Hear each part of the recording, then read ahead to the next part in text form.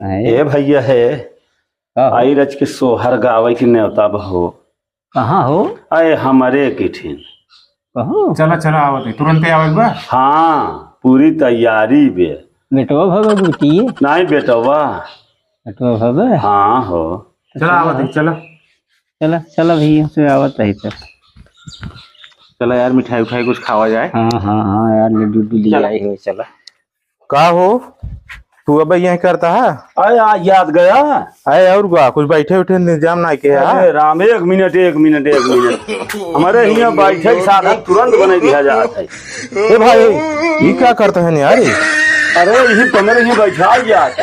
अच्छा एक काम करा चला जहाँ सोहर गाँव में लिया चला है हमसे कूटा कूटी ले आई गदेलवा यही गदेलवा यही ले आई। अरे ओकर माइक देख ले जा। अरे माई तो कर सौरिम बे सौरिम बे। हाँ गदेलवा ले। अच्छा गदेला लेके आवा हमसे बाइक यही बाटी जा चल लेके आवा। क्या हुआ भैया?